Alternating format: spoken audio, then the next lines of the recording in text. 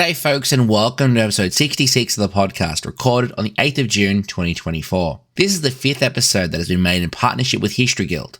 Now, under normal circumstances, now would be the time that I would send you to check out our website or web store to pick up one of our awesome morale patches, but instead I recommend you check out historyguild.org and check out one of the hundreds of articles dedicated to educating people about Australia's contribution to battles in Greece, Crete and Malta.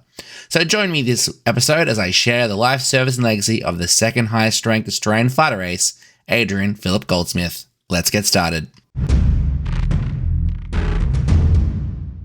Adrian Phillip Goldsmith was born on Anzac Day, the 25th of April 1921, in Waverley, New South Wales. He was the second son of timber merchant Sydney Goldsmith and his wife Philippa Mary Nee Scott Coward. Known as Tim by his mother, his early schooling was at Newington College before the family moved to Avoca Beach during the Great Depression, where he completed his schooling at Gosford High School. There he would receive his intermediate certificate in 1935, though he would stay at the school for an additional year. In 1937, at the age of 16, Goldsmith took up a job as a public servant with the New South Wales Department of Works and Local Government as a clerk. This is the job that he'd be working at the commencement of the Second World War, when, at 19 years and 4 months, he presented to RAAF Station Bradfield Park in what is now Linfield in New South Wales to enlist in the Royal Australian Air Force on the 16th of September 1940 as a pilot. He was accepted into No. 2 Initial Training School as part of the Empire Air Training Scheme to learn the basics of military life. There he was taught subjects such as mathematics, navigation, and aerodynamics. At the outbreak of the Second World War, the British government realised that it did not have adequate resources to maintain the Royal Air Force, or RAAF, in any ongoing capacity in an air war over Europe, and that was ignoring all other commitments the British would have had in their overseas territories. While the British factories could rapidly increase their aircraft production and churn out the airframes needed to create a dome of aluminium and timber around the home islands, there was no guarantee that they could provide the manpower to actually fly them. Before the war, the British Air Ministry determined that they would need approximately 50,000 aircrew annually to effectively maintain any kind of air strength in Europe, but Britain could only supply about 22,000 pilots and aircrew a year. To overcome this problem, the British government put forward a plan to the Dominions called the British Commonwealth Air Training Plan, otherwise known as the Plan, to establish a pool of trained aircrew who could then serve with the RAF. The scheme in Australia was known as the Empire Air Training Scheme, or EATS. Under this scheme, Australia, New Zealand and Canada, along with the United Kingdom, would provide 50,000 aircrew annually for as long as necessary. 22,000 aircrew from Great Britain, 13,000 from Canada, 11,000 from Australia, and 3,300 from New Zealand. Under the agreement, aircrews received elementary training in their home country before most candidates travelled to Canada for advanced courses. This was chosen primarily due to Canada's proximity to British and American factories and the European theatre, but with the added safety of being outside the range of German aircraft. From November 1940, some training was also conducted in Rhodesia, now Zimbabwe, as well as some occurring in Australia. Upon completion, candidates were supposed to, under Article 15 of the agreement, serve in distinct national squadrons once they arrived in Britain. Eventually, there would be 17 Article 15 Royal Australian Air Force squadrons serving in Britain, and these were numbered between 450 and 467, though there was no 465. 4 of these units were in Fighter Command, 7 in Bomber Command, and 1 in Coastal Command. Another 5 were also formed in the Middle East. However, despite Article 15 assurances, a bulk of Australian aircrew served in England in RAF squadrons and not in designated Australian squadrons. In Australia, the scheme would eventually branch out to provide the training for pilots for deployment in the Pacific War as well. And by the end of the war, Australia would end up being the 4th largest air force in the world, overtaking Canada despite the larger contribution. Adrian Goldsmith was promoted to leading aircraftsman on the 9th of November 1940, which coincided with his transfer to No. 6 Elementary Flying Training School in Tamworth to undertake a 12-week introductory flying course. Flight training was undertaken in 2 stages. The first involved 4 weeks of instruction to determine a trainee's suitability to become a pilot. Those that passed this grading process then received a further 8 weeks training at an elementary flying training school. Pilots who successfully completed this course were posted to a service flying training school for the next stage of their introduction as military aviators. For Goldsmith, this would be number 3 Service Flying School in Amberley, Queensland on the 13th of January 1942. The Service Flying Training Schools expanded upon the initial training to instruct pilots on operational or service flying. This course typically consisted of 2 streams, intermediate and advanced, and included such techniques as instrument flying, night flying, advanced aerobatics, formation flying, dive bombing, and aerial gunnery. The total duration of training varied throughout the war as demand for aircrew rose and fell. Initially, it was 16 weeks. The course was then cut to 10 weeks in October 1940, only to increase to 12 and again to 16 weeks 2 months later. Upon completion of his training in Australia, Goldsmith was promoted to sergeant and qualified an airman pilot on the 6th of May 1941 to be posted to the number 2 embarkation depot back at RAAF Bradfield Park. After a period of pre-embarkation leave, Goldsmith departed Sydney on the 4th of June 1941, arriving in the United Kingdom on the 1st of August. There, he entered the number 3 Personnel Reception Centre in the seaside town of Bournemouth. The number 3 PRC was the arrival point for thousands of Commonwealth aircrew, mainly those training in Canada. They would be accommodated in requisitioned hotels and luxury flats, and their presence drew considerable attention from the Luftwaffe, resulting in the town being bombed several times. On the 1st of August, Goldsmith disembarked the PRC, and 9 days later, he was assigned to number 57 Operational Training Unit at RAAF ESOT. OTUs were the last stage of training for aircrew before being assigned to an operational unit. By this stage, individuals had undertaken all their preparatory and qualification training, and it was here that they would be qualified and trained in the aircraft that they were going to fly in combat. It was at ESOT that Goldsmith was trained to fly single-seat fighters, and in particular, the Supermarine Spitfire and the Hawker Hurricane. Airframes that Goldsmith showed proficiency in, which would prove invaluable in the days and weeks ahead. On 23rd of September 1941, Sergeant Adrian Goldsmith was assigned to 234 Squadron Royal Air Force as part of number 10 Group RAF at RAF Middle Wallop, flying Spitfires. 234 Squadron comprised of experienced pilots, many of whom participated in the Battle of Britain, and by the time that Goldsmith joined it, it was conducting offensive sweeps over northern France as well as defensive patrols over the south of England. Flying with 234 Squadron in November, Goldsmith would be promoted to Flight Sergeant, and the following month, on the 10th of December 1941, he would marry Dorothea Rosemary Britton at a ceremony at Tucking Mill, Cornwall. The new year would see Goldsmith posted to 242 Squadron RAF flying Hurricanes. The squadron was supposed to be relocated to Singapore in 1942 in response to Japan's entry into the Second World War, but like most Pacific assets at the start of that conflict, it was beset with a lack of supplies and airframes, and the squadron would end up being dispersed on the 10th of March. As Goldsmith was still en route at the time, he was flown to Malta, where on the 15th of March 1942, he and the other 242 Squadron pilots that accompanied him were absorbed into 126 Squadron. Malta's strategic importance during the Second War was immense due to its location between Gibraltar and Alexandria. It served as a critical Allied base. Before the war, it facilitated British trade routes to Egypt, the Suez Canal, India, and the Pacific. During the war, its proximity to Axis-controlled territories made it a vital forward base for launching attacks on Axis shipping and land bases in the central Mediterranean. Initially, Italian forces focused on demoralizing the Maltese people due to the island's limited defenses, and despite Mussolini's invasion plans of 1938, the rapid collapse of France, overestimations of Malta's defenses, and expectations of British capitulation or Spain's entry into the war led to missed opportunities. A seaborne invasion would have required the entirety of the Italian Navy and Air Force, but Italy lacked the crude oil reserves for such an operation, especially considering that their forces were committed to North Africa. The Royal Navy capitalized on this by challenging Italian naval positions, although the Italian Air Force outmatched British air capabilities in the region.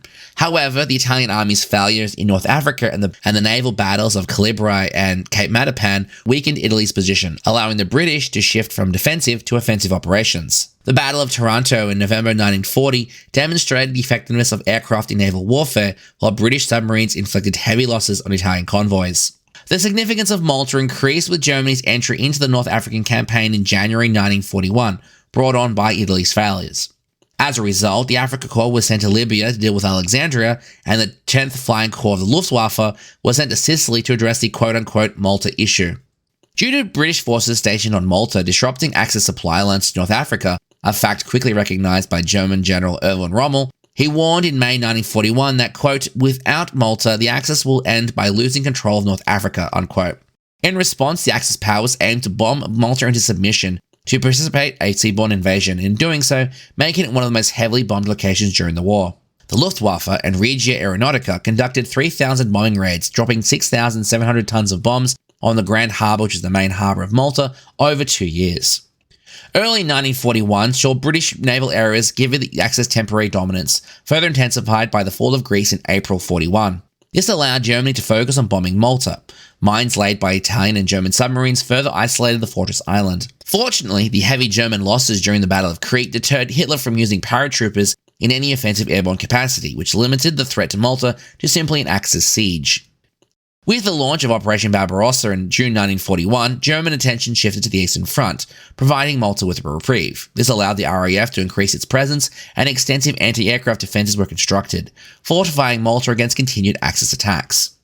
From the back half of 1941, British air forces on Malta had sufficient numbers to launch limited offensive operations against German supply convoys, in which 60% of all access shipping in the Mediterranean was sunk. And as a result, the Africa Corps was unable to resist the strong British counteroffensive Operation Crusader. This was coupled with the arrival of Force K and Force B of the Royal Navy, which proved initially successful until the Luftwaffe returned in December, and the increased fighter coverage put an almost immediate halt to the Allied bombing of Axis supply lines. The chief complaint was the lack of modern British fighters in sufficient numbers to contest the Axis air dominance, or to escort the bomber squadrons against German supply lines. Most of the aircraft on Malta were usually 2 or 3 generations behind what was being flown in England, and while the venerable Hurricane had held the line during the Battle of Britain, it was not the warrior it was anymore against the next generation of German fighters, especially in the numbers it needed, nor did it have the range to escort the bombers. In response, the Air Officer Commander, Middle East, Air Marshal Arthur Tedder, dispatched Group Captain Basil Embry to Malta to assess the situation. When he arrived, the pilots already stationed there told Embry that the Hurricanes were useless, and that the Spitfire was their only hope. They claimed that the Germans purposely flew in front of Hurricanes in their Bf 109Fs to show the performance superiority of their fighters. The squadron leaders argued that the inferiority of the aircraft was also affecting morale. Embry agreed and recommended that Spitfires, the most modern variant, be sent. The type began arriving in March 1942. One of those Spitfires that arrived was to be flown by Goldsmith. Goldsmith made an immediate impact on arrival. He managed to shoot down a Messerschmitt Bf 109 and damage another during an aerial engagement on the 21st of April.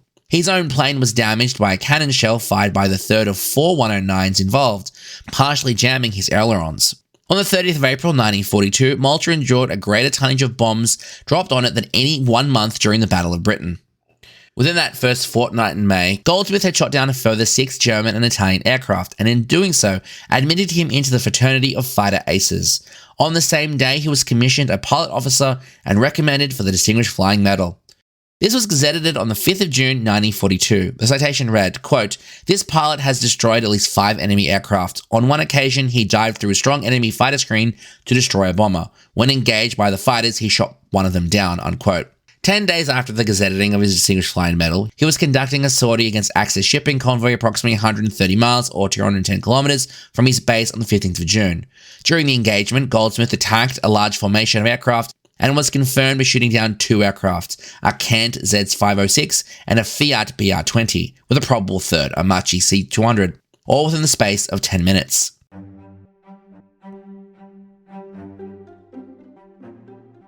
This autumn, I Was Only Doing My Job, an Australian military history podcast, has partnered with History Guild to bring you a series of episodes dedicated to telling the life, service and legacy of 4 Australians of the tens of thousands who served in the Mediterranean theatre during the Second World War, playing a vital role in that theatre.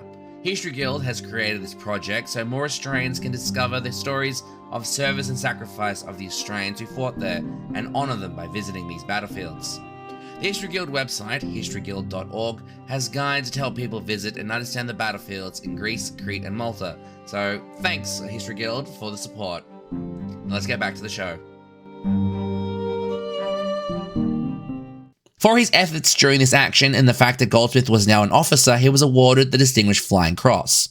During the First World War and prior to 1993, the British Empire and later Commonwealth had a tiered honours system. All gallantry medals ranked beneath the Victoria Cross, which was democratic in its use and the fact that it was open to everyone, were separated between crosses and medals, with officers below the rank of colonel and warrant officers receiving a cross, and enlisted personnel receiving the equivalent medal. In 993, Britain, in an attempt to remove the distinction of ranks for awards for bravery, all decorations intended for other ranks were discontinued, and as a result, all ranks are entitled to crosses. But by that point in history, however, Australia, New Zealand, and Canada had already instituted their own system of awards. Goldsmith's DFC was gazetted on the 7th of July 1942. The citation read, quote, "This officer is a skillful and courageous pilot. In June 1942, during an attack on a convoy 130 miles from his base, he shot down 2 enemy aircraft. Since being awarded the Distinguished Flying Medal, Pilot Officer Goldsmith has destroyed 6 enemy aircraft, bringing his victories to 11, unquote. By the end of June, Goldsmith's tour in Malta had come to an end, and he was posted back to Britain to No. 2 Personal Disposal Centre. He subsequently received permission to wear a silver Maltese Cross medal for his contribution to the island's defence. On the 15th of April 1942, in response to the steadfast resilience of the Maltese people in withstanding the constant bombings, the deprivations, the depth, and near to starving brought on by Axis powers blockade, King George VI invested the entire population with the George Cross.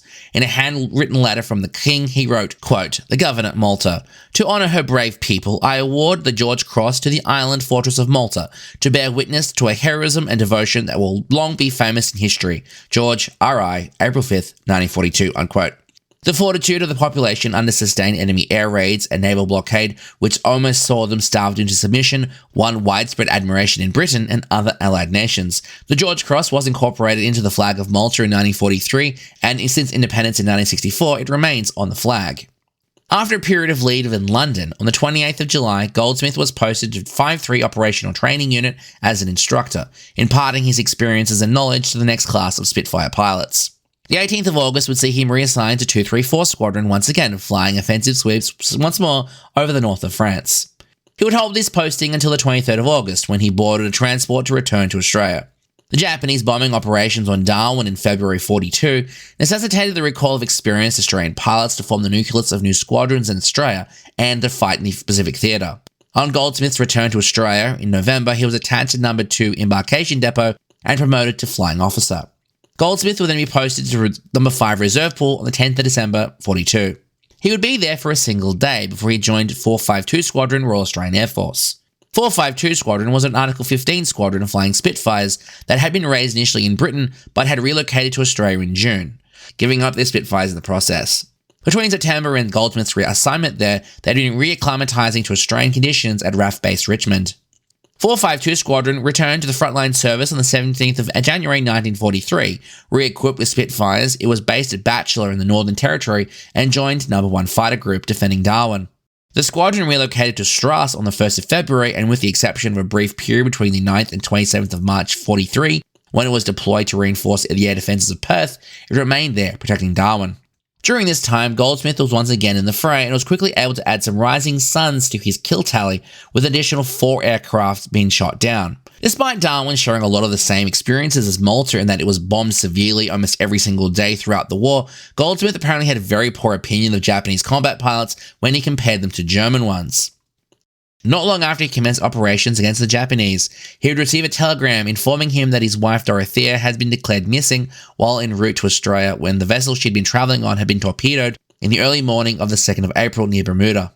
It was reported that the vessel was lost with all but 4 survivors being crew recovered.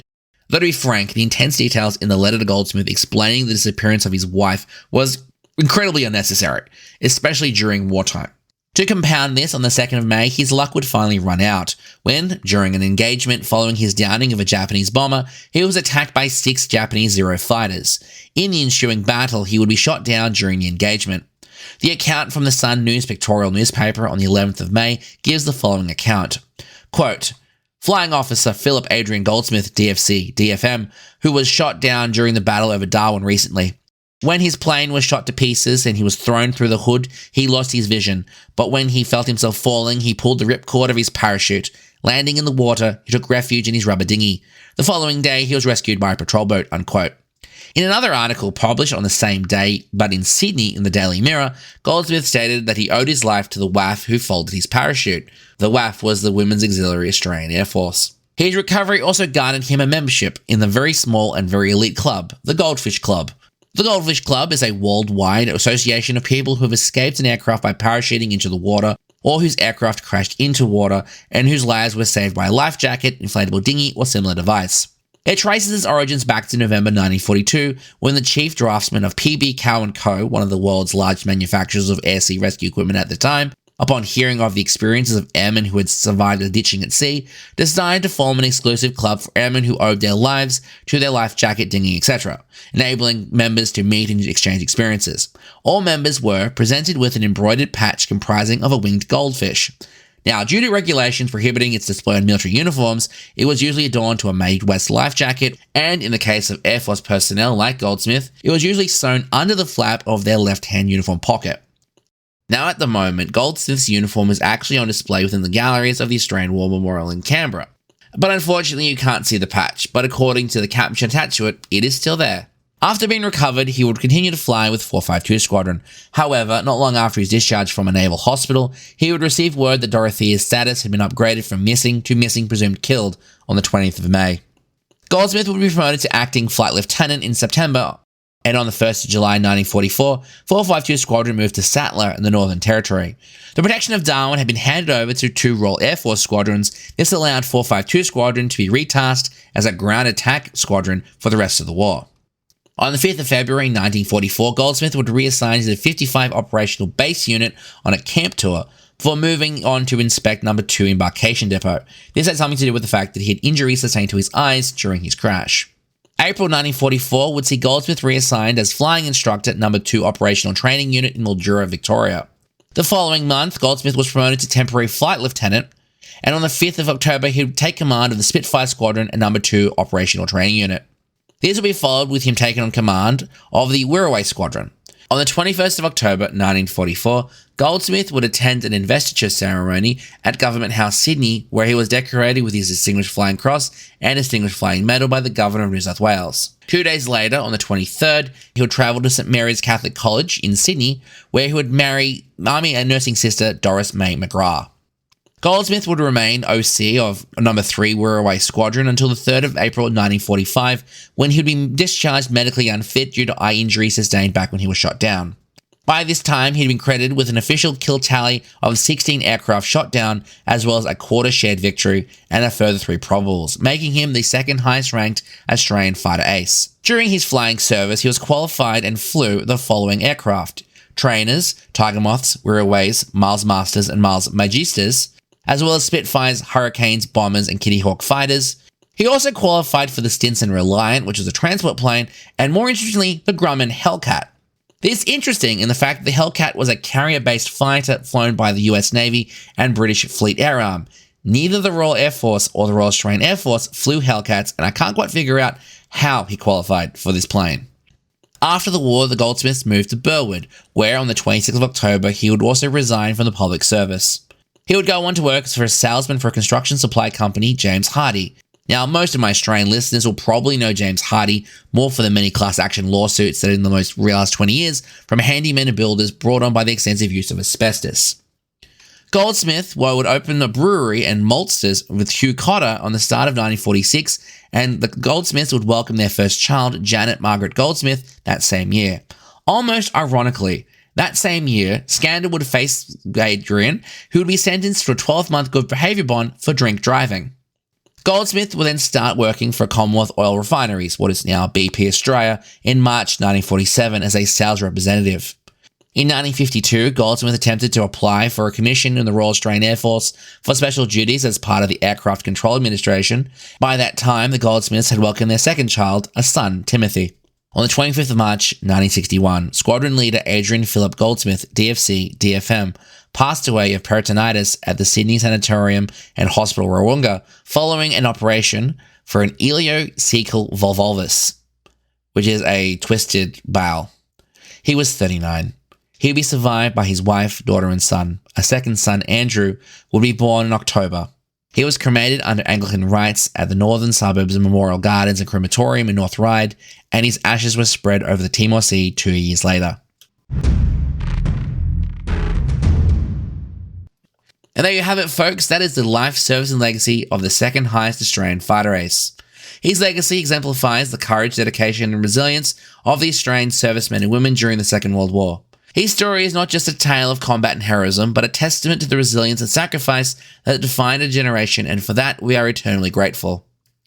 Sources for this episode are the Australian Dictionary biography entry on Adrian Phillip Goldsmith, Trove, the online newspaper archive of the National Library of Australia, 452 Squadron Royal Australian Air Force in Australia during World War II by the AusitWar website, a brief history of the Royal Australian Air Force World War II 1939-1945 and Adrian Goldsmith by Aces Flying High, the myheritage.com website, the Find a Grave website, the RAAF Commands Database, the RSL Museum of Mildura, the Australian Aces of World War II website, the National Archives of Australia, the service record of Adrian Phillip Goldsmith, the Federal Register of Legislation, Gazettes of 1948, the Australian Aces of World War II by serifcovey.org, the Spitfire Association, the Spitfire Pilots and Aircraft Database, the official history of Australia's involvement in the War of 1939-1945, Series 3 Air, and the website of the Australian War Memorial.